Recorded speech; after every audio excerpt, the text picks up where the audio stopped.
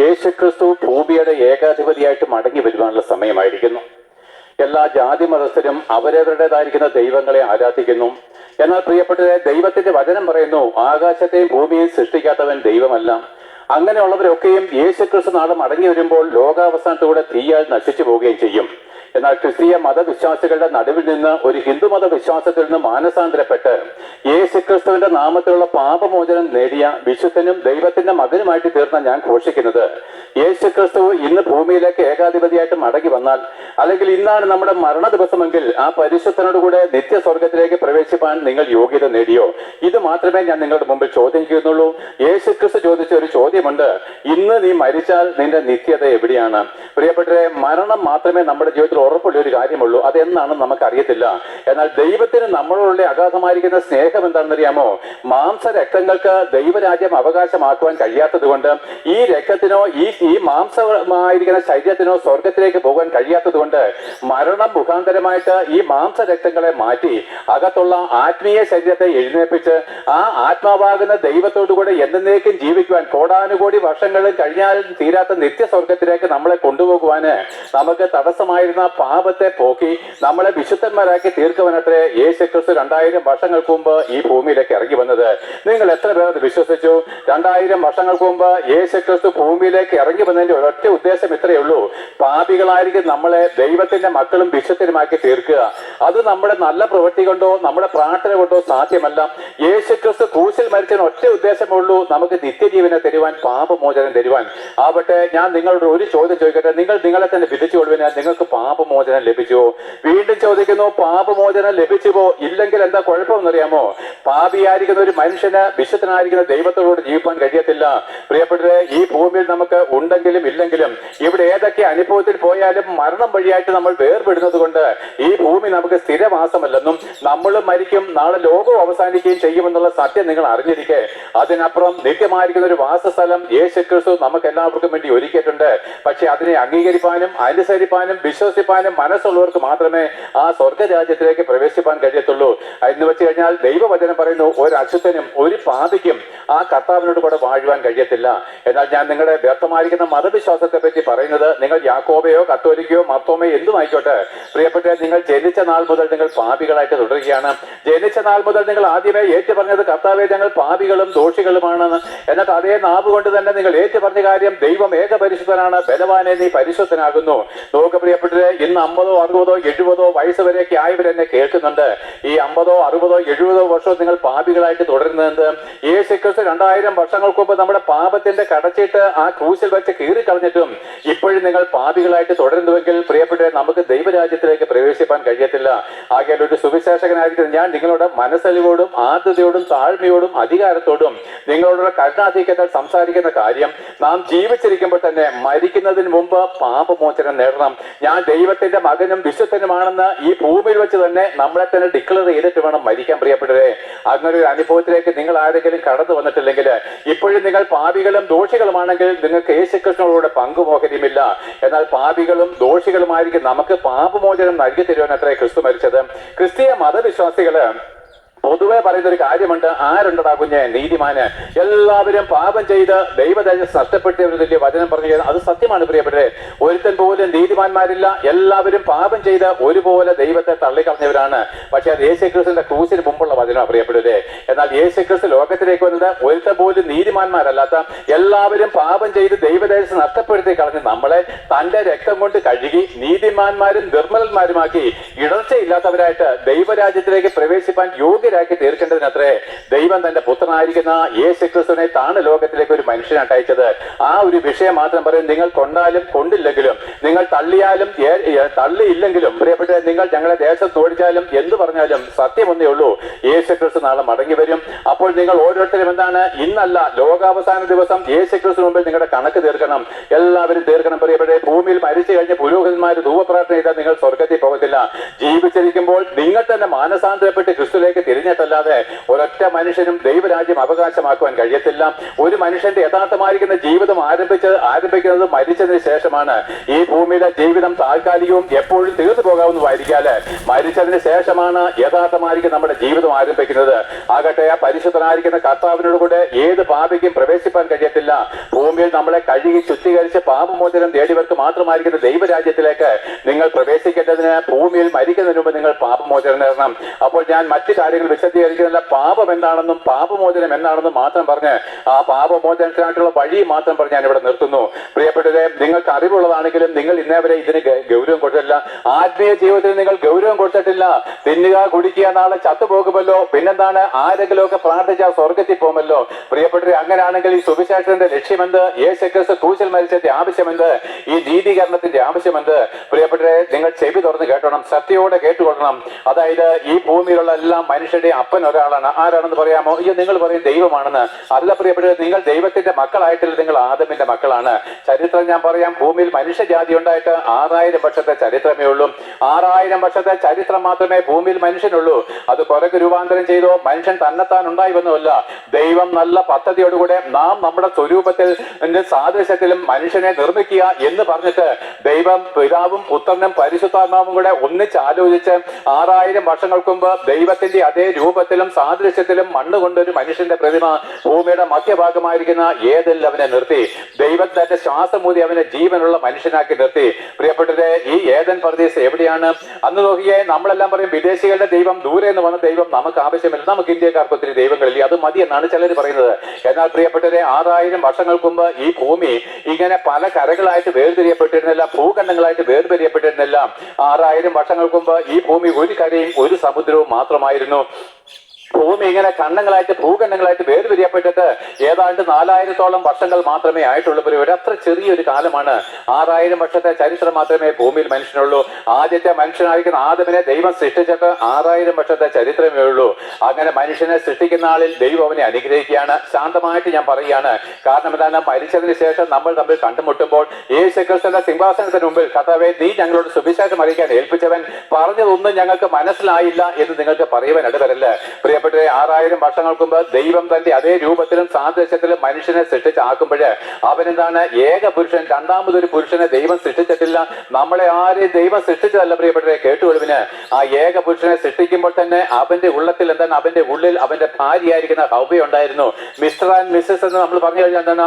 ഒറ്റ വാക്കിൽ തന്നെ ഭാര്യയും വരും. അവണ്ണം ആദമിനെ സൃഷ്ടിക്കുന്ന ആളിൽ ആദമിൽ തന്നെ ഭാര്യ ഉണ്ടായിരുന്നു, മറിഞ്ഞിരുന്നു. എന്നാൽ ദൈവം ആദമിനോട് കൽപ്പിച്ചു, നീ സന്താന പുഷ്ടിയുള്ളവരായിട്ട് ഭൂമി നിറയണം, ആകാശത്തിലെ പർവ്വജാതികളുടെ മേലും സമുദ്രത്തിലെ ജീവജന്തുക്കളുടെ മേലും നിലത്തഴിയുന്ന എല്ലാ ഉരകജാതികളുടെ മേലും നിങ്ങൾ വാഴണം എന്ന് പറഞ്ഞവനെ അനുഗ്രഹിച്ചു. എന്നിട്ട് അവനിൽ നിന്ന് തന്നെ ദൈവം ഭാര്യയെ കൊടുത്തു. അവന് ഗാഠനിദ്ര വരുത്തി അവന്റെ ഒരു ഭാര്യയിൽ നിന്ന് സ്ത്രീയെ ഉണ്ടാക്കി അവന്റെ മുമ്പിൽ നിർത്തി. അങ്ങനെ ആദ്യത്തെ വിവാഹ ജീവിതം ഭൂമിയിൽ ആരംഭിക്കുകയാണ്. സന്താന പുഷ്ടിയുള്ളവരായിട്ട് ഭൂമി നിറയണം, അവകാശത്തിനായിട്ട് മക്കൾ ഉണ്ടാകണം. അങ്ങനെ ആ ഭാര്യയും ഭർത്താവും ഏദൻ പർദീസിൽ സന്തോഷവരായിരുന്നു. യഹോവയായിരിക്കും ദൈവം സന്ധ്യാസമയങ്ങളിൽ അവരോട് കൂടെ സഞ്ചരിച്ചിരുന്നു. അവർ തമ്മിൽ സംസാരിച്ചിരുന്നു. കാരണം ദൈവമാറ്റം അവിടെ ആത്മാവിലാണ് ദൈവത്തെ അവർ അറിഞ്ഞത്. എന്നാൽ പ്രിയപ്പെട്ടവരെ, മനുഷ്യനെ പറ്റിയുള്ള ദൈവത്തിന്റെ ഹിതം എന്താണെന്നറിയാമോ? ഇതുപോലെ കഷ്ടം നിറഞ്ഞ് കണ്ണുനീരോടെ ജീവിക്കാനല്ല ദൈവം ആഗ്രഹിക്കുന്നത്. നോക്കുമ്പോൾ നിങ്ങൾ പിതാക്കന്മാർക്ക് അറിയാലോ, നിങ്ങളുടെ മക്കൾ ഇങ്ങനെ നശിച്ചു പോകാനാണോ നിങ്ങൾ ആഗ്രഹിച്ചതല്ല. അവർ സന്തോഷത്തോടെ സമൃദ്ധിയായിട്ട് ജീവിക്കണമെന്ന് ആഗ്രഹിച്ചെങ്കിലും അവരുടെ വഴിപിഴിച്ച ജീവിതം കൊണ്ട് അനുസരണക്കേട് നിമിത്തം പലരും എന്താണ്? ദുഃഖസാഗരത്തിൽ കൂടെ പോകുന്നത് പോലെ ആദ്യം ദൈവത്താൽ സൃഷ്ടിക്കപ്പെട്ട മനുഷ്യനെ ദൈവം ഒന്ന് പരിശോധിച്ചു. എന്താണെന്നറിയാമോ? ഞാൻ മരണമില്ലാത്തവൻ, എന്നേക്കും വസിക്കുന്നവൻ. എന്റെ രൂപത്തിൽ സൃഷ്ടിക്കപ്പെട്ട മനുഷ്യനും മരണമില്ലാത്തവനായിട്ട് എന്നെന്നും എന്നോട് കൂടെ ജീവിക്കണമെന്ന് ഞാൻ ആഗ്രഹിച്ചുകൊണ്ട് അവനെ സൃഷ്ടിക്കുന്ന ആളിൽ അവൻ എന്നോട് കൂടെ ജീവിക്കാൻ യോഗ്യനാണോ എന്ന് അവനെ പരീക്ഷിക്കേണ്ടത് ആവശ്യമായിരുന്നു. പ്രിയപ്പെട്ടവരെ, നമ്മുടെ വിവാഹ ജീവിതം എങ്ങനെയാണ്? എനിക്ക് കൊള്ളാവുന്ന വധുവാണോ, എനിക്ക് കൊള്ളാവുന്ന ഭർത്താവാണോ എന്ന് അന്വേഷിച്ചിട്ടല്ലേ വിവാഹം കഴിക്കുന്നത്. കാരണം എന്താണ്? മരണം കൊണ്ടല്ലാതെ വിവാഹം വേർപിരിയല്ലെന്നാണ് ദൈവത്തിന്റെ നിയമം. അതേ പ്രിയപ്പെട്ടവരെ, നമ്മൾ പള്ളികളിലായാലും എവിടെയായാലും ഉടമ്പടിയുണ്ട്. മരണം കൊണ്ടല്ലാതെ ഈ വിവാഹബന്ധം വേർപിരിയത്തില്ല. അതുകൊണ്ട് പ്രിയപ്പെട്ടവരെ, നമ്മൾ തെരഞ്ഞെടുപ്പ് വളരെ കൃത്യതയോടെ ചെയ്യുവാൻ ആശിക്കുന്നു. അവണ്ണം പ്രിയപ്പെട്ടവരെ, ദൈവത്തിന് മരണമില്ലാത്തത് കൊണ്ട് മനുഷ്യൻ മരണമില്ലാത്തവനായിട്ട് എന്നേക്കും തന്നോട് കൂടെ ജീവിക്കണമെന്ന് ആഗ്രഹിച്ചു. പക്ഷെ നമ്മളെ സ്നേഹിക്കാത്ത ഒരു ഭാര്യ നമ്മുടെ കൂടെ ഉണ്ടെങ്കിൽ എന്ത് ദുഷ്കരമാണ് നമ്മുടെ വീട്ടില്. നിന്നെ സ്നേഹിക്കാത്ത കരുതാത്ത ഒരു ഭർത്താവിനോട് കൂടെ ദുർനടപ്പുകാരനൊരുക്കുന്ന ഭർത്താവാണ് നിന്റെ ഭർത്താവെങ്കിൽ നിന്റെ ജീവിതം എത്ര ദുസ്സഹമാണ് പ്രിയപ്പെട്ടവരെ. മരണം കൊണ്ടല്ലാതെ വേർപിരിയാനും കഴിയത്തില്ല. അവണ്ണം നോക്കിയേ, ദൈവത്തോടുകൂടെ ഒരുവൻ എന്നേക്കും ജീവിക്കണമെങ്കിൽ അവൻ എല്ലാത്തിനേക്കാൾ ഉപരി ദൈവത്തെ സ്നേഹിക്കുന്നുണ്ടെന്ന് തെളിവ് കൊടുക്കണമായിരുന്നു. അല്ലെങ്കിൽ സ്വർഗത്തിന്റെ സന്തോഷം ഇവൻ നഷ്ടപ്പെടുത്തും. ആ പരീക്ഷയിലാണ് മനുഷ്യൻ പരാജയപ്പെട്ടത്. യേശുക്രിസ്തു പറഞ്ഞു, എന്നെ സ്നേഹിക്കുന്നവൻ എന്റെ കൽപ്പനയെ അനുസരിക്കും. ദൈവത്തിന്റെ കൽപ്പന അരുത് സാത്താൻ പറഞ്ഞു, കഴിക്കാൻ പറഞ്ഞപ്പോഴ് അവർ ദൈവത്തിന്റെ കൽപ്പനയേക്കാൾ ഉപരി സാത്താനെ ഇഷ്ടപ്പെട്ട് അവന്റെ സ്നേഹത്തിൽ താഴ്ത്തിക്കൊടുത്തത് വഴി അവർ ദൈവത്തിന്റെ ശത്രുവായിട്ട് തീരുകയും അവന് ദൈവം കൊടുത്ത ഈ മനോഹരമായിരിക്കുന്ന ഭൂമി മുഴുവനും സാത്താന്റെ കൈവശമാക്കുകയും ചെയ്തു. ഇന്നു മുതൽ 6000 വർഷങ്ങളായിട്ട് ഇന്ന് വരെയും ഈ ഭൂമിയുടെ ഭാരം, ഈ ഭൂമിയുടെ അധികാരം സാത്താന്റെ കരങ്ങളിലാണ്. ദൈവം ഇത് ഏറ്റെടുത്തിട്ടില്ല പ്രിയപ്പെട്ട. ദൈവം ഏറ്റെടുക്കണമെങ്കിൽ യേശുക്രിസ്തു മടങ്ങി വരണം. അങ്ങനെ ആ മനുഷ്യൻ ചെയ്ത പാപത്താല് ഈ ഭൂമി മുഴുവനും വഷളായിട്ട് തീർന്നു. ആദം ഇപ്പോൾ ദൈവത്തിന്റെ മകനല്ല, അവൻ സാത്താന്റെ സന്തതിയാണ്. ദൈവം ആത്മാവാണ്, സാത്താനും ആത്മാവാണ്. ആത്മാവിൽ ആദം വിശുദ്ധനായിരുന്നു. അവൻ പാപം ചെയ്യുന്ന ആളിൽ ആ വിശുദ്ധി സംബന്ധിച്ച് മരിച്ച് അവൻ സാത്താന്റെ സന്തതിയും ആത്മാവിൽ പാപിയുമായിട്ട് ഇരുട്ടായിട്ട് രൂപാന്തരം ചെയ്യപ്പെട്ടു. ആ പാപിയായിരിക്കുന്ന ഇരുട്ടായിരിക്കുന്ന ആ ആദമിന്റെ രക്തത്തിൽ നിന്നാണ് നിങ്ങളും ഞങ്ങളും ജനിച്ചത്. ഈ ഭൂമിയിലെ സകല ജാതി മത്സരം, ഹിന്ദുക്കളാകട്ടെ, ക്രിസ്ത്യാനികളാകട്ടെ, മുസ്ലിങ്ങളാകട്ടെ, മത്തോമയോ കത്തോലിക്കയോ യാക്കോബയോ ജ്ഞാനായോ ആരുമായിക്കോട്ടെ, ബ്രാഹ്മണനായിക്കോട്ടെ, ശൂദ്രന്മാരായിക്കോട്ടെ, എല്ലാവരുടെയും അപ്പൻ ആദമാണ്. അതുകൊണ്ട് ദൈവം പറഞ്ഞു, നീതിമാൻ ആരുമില്ല, ഒരുത്തൻ പോലുമില്ല. കള്ളു കുടിച്ചവനും കള്ളു കുടിക്കാത്തവനും ഒരുപോലെ നരകത്തിൽ പോവുകയാണ്. ക്രിക്കറ്റ് കളിക്കുന്നവനും കൊലപാതകയും ഒരുപോലെ നരകത്തിൽ പോവുകയാണ്. എല്ലാവരും ആദമിന്റെ മക്കളാണ്. എന്നാൽ പ്രിയപ്പെട്ടവരെ, ദൈവത്തിന്റെ ഹൃദയത്തിലെ വേദന എന്തെന്നറിയാമോ? നാം നരകത്തിൽ പോകാൻ ദൈവം ആഗ്രഹിക്കുന്നില്ല. ഒരു മനുഷ്യനായിരിക്കും നമ്മുടെ കുഞ്ഞുങ്ങൾ ദുഃഖിക്കുന്നത് ഇഷ്ടമല്ലെങ്കിൽ, ഒരു കള്ളുകുടിയനോ കൊലപാതകയോ പോലും തന്റെ കുഞ്ഞുങ്ങൾ കരയുന്നത് ഇഷ്ടപ്പെടുന്നില്ലെങ്കിൽ, സ്വർഗത്തിന്റെ ഭൂമിയുടെ നാഥനായിരിക്കുന്ന ആ ദൈവത്തിന് മനുഷ്യന്റെ ദുഃഖം സഹിപ്പാൻ കഴിയത്തില്ല. അങ്ങനെ മനുഷ്യൻ ചെയ്ത പാപത്താൽ, ആദിയിൽ ആദം ചെയ്ത പാപത്താൽ നമ്മളെല്ലാവരും ദുഃഖത്തിന്റെ അനുഭവത്തിലേക്ക് മുങ്ങിത്താഴുമ്പോൾ, പ്രിയപ്പെട്ടവരെ, ഈ ദുഃഖത്തിന്റെ കടലിൽ നിന്ന് നമ്മളെ മുങ്ങിയെടുപ്പാനായിട്ട് ഈ താണുലോകത്തിൽ നിന്ന് ഈ പാപത്തിന്റെ ചേറ്റിൽ നമ്മളെ മുങ്ങിയെടുത്ത് സ്വർഗത്തിലേക്ക് നമ്മളെ കുളിപ്പിച്ച് ശുദ്ധീകരിച്ച് നിർമ്മല വസ്ത്രം ധരിപ്പിച്ച് സ്വർഗത്തിൽ പിതാവിനോട് കൂടെ കൊണ്ടെത്തിക്കേണ്ടതിന് ദൈവം തന്റെ പുത്രനായിരിക്കുന്ന ക്രിസ്തുവിനെ താണുലോകത്തിലേക്ക് അയച്ചു. പ്രിയപ്പെട്ടവരെ, ഈ യേശു ക്രിസ്തു ആരാണെന്ന് ഇന്ന് വരെ നിങ്ങൾക്ക് ബോധ്യപ്പെട്ടിട്ടില്ല. ഈ ക്രിസ്തുവിനാലത്രേ ലോകം സൃഷ്ടിക്കപ്പെട്ടത്. നിങ്ങൾക്ക് എത്ര പേർക്കറിയാം? ഞാൻ നിങ്ങളോട് ഒരു സംഭവം പറയാൻ ആവശ്യമാണ്. ഇവിടെ ഒരിക്കലും തിരുവട്ടാർ കൃഷ്ണൻകുട്ടി എന്ന് പറഞ്ഞ ഒരു കമ്മ്യൂണിസ്റ്റുകാരനാണ്, തികഞ്ഞ കമ്മ്യൂണിസ്റ്റുകാരനാണ്. അദ്ദേഹം ഒരിക്കൽ പേന കുത്തി തന്റെ കരങ്ങളിലേക്ക് ഇറക്കിയിട്ട് ആ പൊടിഞ്ഞു വന്ന ചോരയിൽ മുക്കിയിട്ട് ഇങ്ങനെ പേപ്പറിൽ എഴുതി വെച്ചു, ജീവിക്കുന്നെങ്കിൽ മാർക്സിന് വേണ്ടി, മരിക്കുന്നെങ്കിൽ മാർക്സിസത്തിന് വേണ്ടി. ആ മനുഷ്യൻ ലോകത്തിന്റെ വാഗ്മിയാണ്. ഏത് പുസ്തകങ്ങളും എന്നാണ് കൃത്യതയോടെ പഠിച്ച് വളരെ സാമർത്ഥ്യത്തോടു കൂടെ പഴുതടച്ച് പ്രസംഗിക്കുന്ന വളരെ ബുദ്ധിമാനായ ഒരു മനുഷ്യന് അദ്ദേഹം തെരുവോരങ്ങൾ കമ്മ്യൂണിസത്തിന് വേണ്ടി പ്രസംഗിച്ചു. അദ്ദേഹത്തിന് ലോകത്തിൽ വെറുപ്പുള്ള രണ്ട് ഭാഗങ്ങളുടെ, ഒന്ന് യേശുക്രിസ്തു എന്ന് പറഞ്ഞ വ്യക്തി, രണ്ട് യേശുക്രിസ്തുവിൽ വിശ്വസിക്കുന്ന ക്രിസ്ത്യാനികളെ അവന് വെറുപ്പാണ്. അവന് എവിടെ സമയം കിട്ടി കഴിഞ്ഞാലും യേശുവിനെയും ക്രിസ്ത്യാനികളെയും പരിഹസിച്ച് പ്രസംഗിക്കുമായിരുന്നു. എന്നാൽ പ്രിയപ്പെട്ട അവൻ പറഞ്ഞു, ഇത് വിദേശികളുടെ ദൈവമാണ്, ഞാൻ യേശുക്രിസ്തുവിനെ കപ്പൽ കയറ്റി നാട് കടത്തുവെന്ന് ഘോഷിച്ച ഈ കമ്മ്യൂണിസ്റ്റുകാരൻ അഹങ്കാരത്തിന്റെ ഭൂതനെതിൽ നിന്ന് ദൈവത്തിനെതിരെ തിരിഞ്ഞവൻ. അവനൊരു കൂട്ടുകാരനുണ്ടായിരുന്നു, പേര് രാമൻ. ആ രാമനോ ദൈവത്തെ സ്നേഹിക്കുന്ന യേശുക്രിസ്തുവിനെ തിരിച്ചറിഞ്ഞ സാധുവായിരുന്ന ഒരു മനുഷ്യന്. അവൻ എപ്പോഴും കൃഷ്ണൻകുട്ടിക്ക് വേണ്ടി പ്രാർത്ഥിക്കും. കൃഷ്ണൻകുട്ടിയെ കാണുമ്പോഴൊക്കെ സുവിശേഷം പറയും, മോനെ, നിന്നെ സ്നേഹിക്കുന്ന ഒരു ദൈവം ഉണ്ടാ, നിന്നെ സ്നേഹിക്കാത്ത, നിനക്കൊരു നന്മയും ചെയ്യാത്ത ഇങ്ങനെയുള്ള പ്രവർത്തനങ്ങൾ നിർത്തി നിനക്ക് വേണ്ടി ക്രൂശിൽ മരിച്ച് നിന്നെ സ്നേഹിക്കുന്ന കർത്താവിലേക്ക് തിരിയട എന്ന് പറയും. അപ്പോഴൊക്കെയും കൃഷ്ണൻകുട്ടി പരിഹസിക്കും, ഇവൻ എന്താണ് വേശ്യാപുത്രനല്ലയോ, എടാ ഇവൻ അപ്പനില്ലാതെ ഉണ്ടായവനല്ലയോ. പരിഹാസത്തിന്റെ ഏത് അവസ്ഥയിലേക്ക് ചെല്ലാമോ അത്രമാത്രം ഉത്തങ്കതയിൽ നിന്നുകൊണ്ട് അവൻ യേശുക്രിസ്തുവിനെ പരിഹസിച്ചു. രാമൻ നിശബ്ദനായിട്ടിരുന്നു. ഇവനോട് തർക്കിച്ചിട്ട് കാര്യമെന്ത്? രാമൻ ഒരു ബൈബിൾ, ഒരു പുതിയ നിയമം ഈ കൃഷ്ണൻകുട്ടിക്ക് വായിക്കാൻ കൊടുത്തു. കൃഷ്ണൻകുട്ടിക്ക് ബഹു സന്തോഷമായി. ഇന്നേവരെ കേട്ടറിവിലാണ് യേശുക്രിസ്തുവിനെ പരിഹസിക്കുന്നത്. ഇനി ബൈബിള് വായിച്ചിട്ട് ആധികാരികമായിട്ട് യേശുക്രിസ്തുവിനെ പരിഹസിക്കണം. ഇതാണ് ലക്ഷ്യം, അല്ലാതെ ഗുണം പിടിക്കാനല്ല പ്രിയപ്പെട്ടവരെ. അങ്ങനെ അവൻ ബൈബിൾ വായിക്കാൻ തുടങ്ങി. സത്യയോട് കേൾക്കണം, ക്രിസ്ത്യാനികളോടാണ് ഞാൻ പറയുന്നത്. ഒന്നാമത്തെ പുസ്തകം മത്തായിയുടെ സുവിശേഷം വായിച്ചു കഴിഞ്ഞപ്പോഴാണ് പരിഹാസം കൂടി. കാരണം ഒന്നും ഗ്രഹിക്കുന്നില്ല. അവന്റെ മനസ്സിലിരിപ്പിന് അപ്പുറത്തേക്ക് അവന് ചിന്തിപ്പാനുള്ള ബുദ്ധി ഇല്ലാതായി പോയി. അവൻ ബുദ്ധിമാനാണെങ്കിലും ബുദ്ധി കെട്ടവനായി പോയി. രണ്ടാമത്തെ പുസ്തകം, മൂന്നാമത്തെ പുസ്തകം ലൂക്കോസിന്റെ സുവിശേഷം ഒരു മാറ്റവുമില്ല.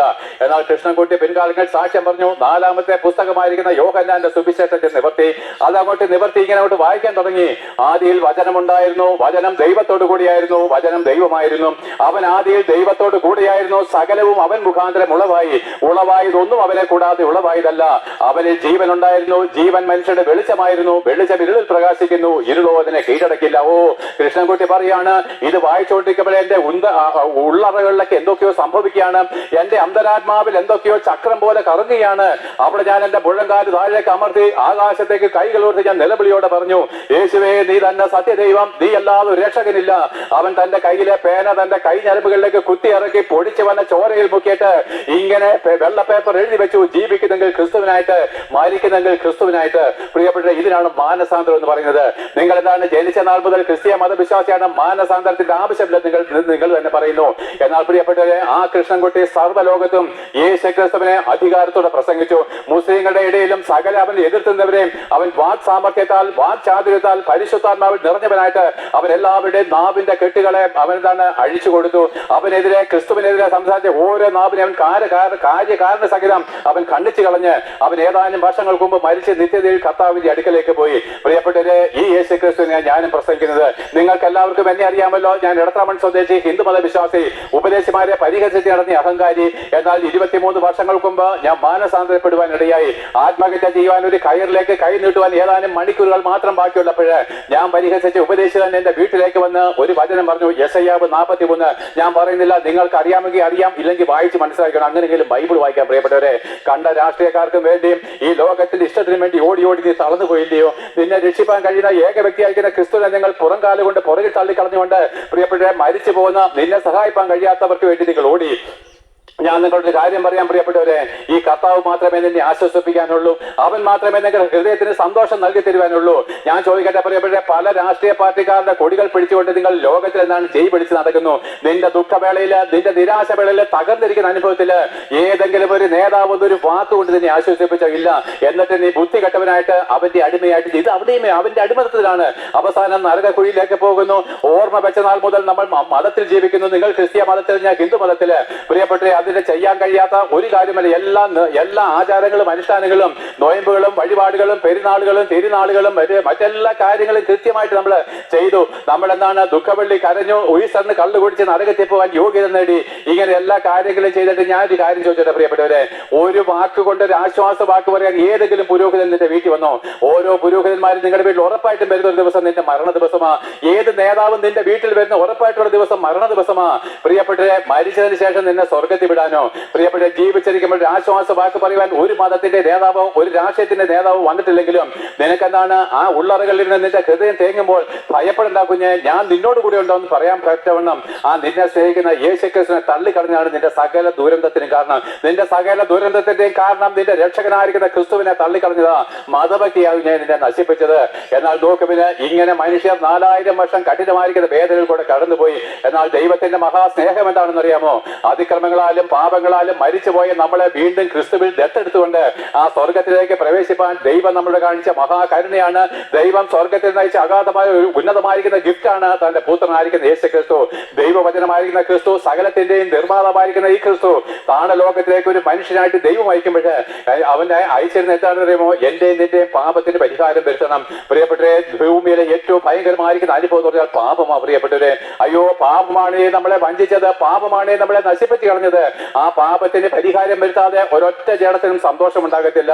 അപ്പോൾ ദൈവം തന്റെ പുത്രനെ ലോകത്തിലേക്ക് അയക്കുമ്പോൾ നോക്കുവിന് ഖനനയാകും, ഹോമയാകും ദൈവം അയച്ചിട്ടില്ല. ആട്ടുകൊറ്റന്മാരുടെയും കാളക്കിടാങ്ങളുടെയും രക്തത്തിൽ ദൈവം പ്രസാദിച്ചതുമില്ല.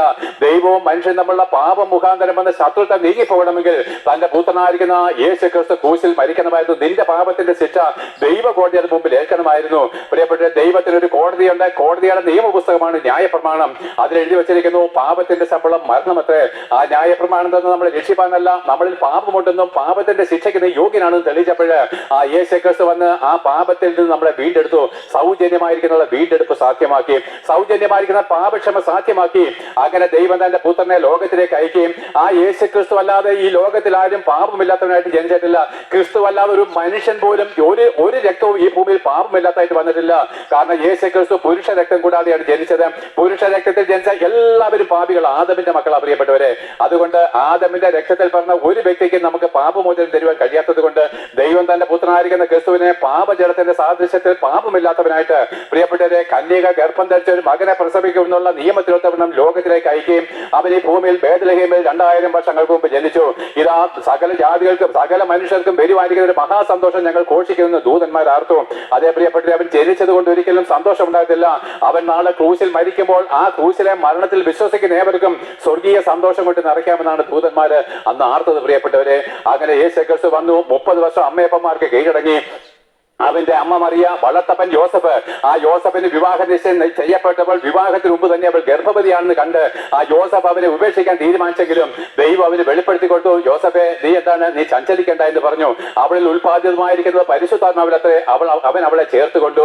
പ്രിയപ്പെട്ടവരെ, അതിനുശേഷം ആ യേശുക്രിസ്തുവിനെ അവൾ പ്രസവിച്ചു.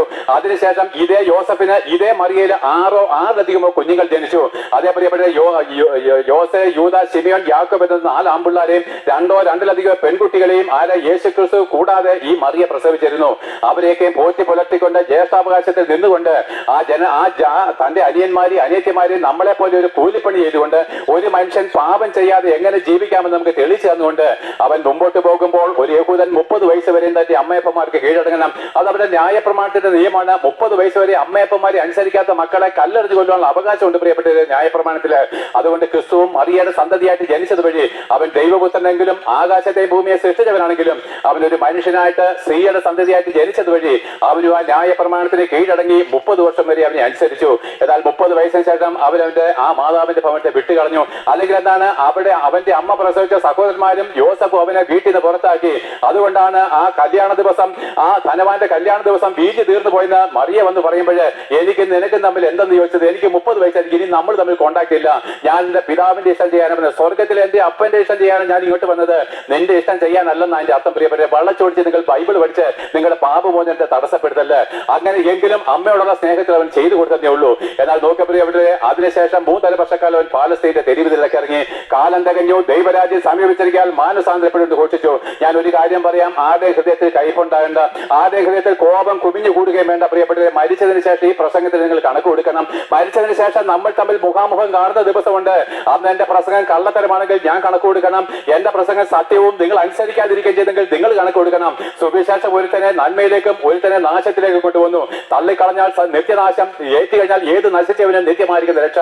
എന്നാൽ ആ യേശുക്രിസ്തു പാലസ്തീന്റെ തെരുവിലേക്ക് ഇറങ്ങുമ്പോൾ ഇതാ അവന്റെ അടുക്കലേക്ക് വന്ന കുരുടന്മാര് കണ്ടു, ചെകിടന്മാര് കേട്ടു, മുടന്തുള്ളവർ നടന്നു, ഊമന്മാര് സംസാരിച്ചു, മരിച്ചവർ ഉയർക്കുന്നു, അനേകർക്ക് പാപമോചനം കൊടുക്കുന്നു. അവനിൽ വിശ്വസിക്കുന്ന ഏവർക്കും അവൻ സമാധാനം വാഗ്ദത്തം ചെയ്തു. യഥാർത്ഥത്തിൽ യേശുക്രിസ്തു വന്നത് രോഗസൗഖ്യം കൊടുക്കാനാണോ? അല്ല പ്രിയപ്പെട്ടവരെ, നമ്മൾ അങ്ങനെയൊക്കെ ആയിപ്പോയി. അവന്റെ ലക്ഷ്യം രോഗസൗഖ്യമല്ല, പാപമോചനമാണ്. അവൻ ലോകത്തിലേക്ക് വന്നതിന്റെ ഒറ്റ ലക്ഷ്യമുള്ളൂ, ക്രൂശിൽ മരിക്കണം. എന്നു മുതൽ, ലോകാരംഭം മുതൽ പാപസംബന്ധമായിട്ട് നമുക്ക് പകരക്കാനായിട്ട് അവൻ മരിക്കണമെന്നുള്ള പിതാവിന്റെ ഇഷ്ടം ചെയ്യുവാനത്രേ അവൻ ഈ ഭൂമിയിലേക്ക് ഇറങ്ങി വന്നത്. ആ യാത്രയിൽ അവന്റെ അടുക്കൽ വന്ന് കൈ നീട്ടിയവർക്കൊക്കെ അവർക്ക് അവൻ ദാനം കൊടുത്തതാണ് ഈ രോഗസൗഖ്യങ്ങളൊക്കെ. എന്നാൽ അവൻ യഥാർത്ഥമായിരിക്കുന്ന ലക്ഷ്യം ക്രൂശിലെ മരണമാണ്. അതിന് പിതാവായ ദൈവം നിശ്ചയിച്ച നാളിൽ ആ പെസഹ ദിവസം അവൻ ഇതാ ഗെത്സമന തോട്ടത്തിൽ പ്രാർത്ഥിക്കുകയാണ്.